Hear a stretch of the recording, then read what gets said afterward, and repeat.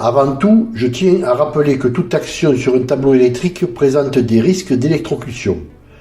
Il est donc important de bien vérifier que le disjoncteur de branchement de l'installation est désactivé avant d'intervenir. Il est préférable de faire appel à un professionnel si vous avez des doutes sur votre capacité à entreprendre ce genre d'intervention. Avant toute chose, je tiens à préciser qu'il s'agit là de la rénovation d'un tableau de répartition d'une installation datant des années 1970. Le but est d'améliorer la sécurité et de s'approcher au maximum des préconisations de la norme C1500. En effet, pour appliquer la norme dans sa totalité, il me faudrait refaire toute l'installation.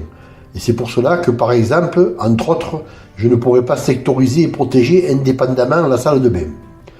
Je réalise ces travaux pour mon propre compte et je n'ai en aucune façon la prétention de donner des conseils techniques dans aucun des domaines abordés dans ces articles et vidéos. Comme indiqué dans l'article concernant la deuxième partie du processus de rénovation de ce tableau de répartition, j'ai mon nouveau tableau équipé de tous les interrupteurs différentiels, de tous les disjoncteurs nécessaires ainsi que le parafoudre et le relais jour-nuit du chauffe-eau. J'ajoute maintenant sur le rail numéro 4 un éco-compteur. C'est un petit ordinateur qui permet à l'abonné au réseau de distribution d'électricité d'obtenir des informations précises sur ses consommations secteur par secteur et de mieux maîtriser ainsi sa consommation totale. Il est protégé par un disjoncteur de 2 ampères.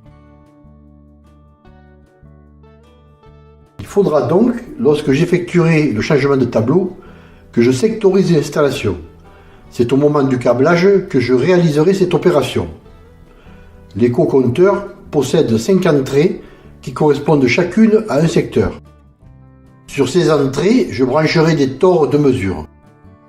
Je ferai passer ensuite à l'intérieur de ces tores, dans le bon sens, c'est-à-dire du disjoncteur vers l'appareil, des câbles de phase rouge concernant chaque secteur que je créerai.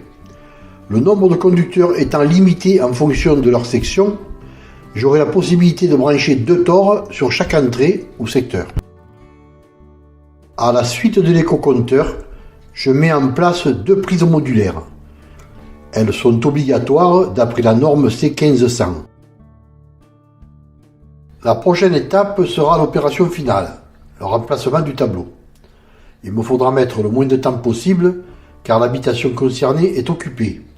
Il y a donc des contraintes, exemple notamment congélateur et eau chaude. Bien effectuer le repérage des lignes sera primordial. Je devrais trouver un bon créneau pour couper l'alimentation électrique pendant 48 heures maximum. Pour consulter la version écrite et illustrée, rendez-vous sur le blog bâtir-sa-maison-overblog.com.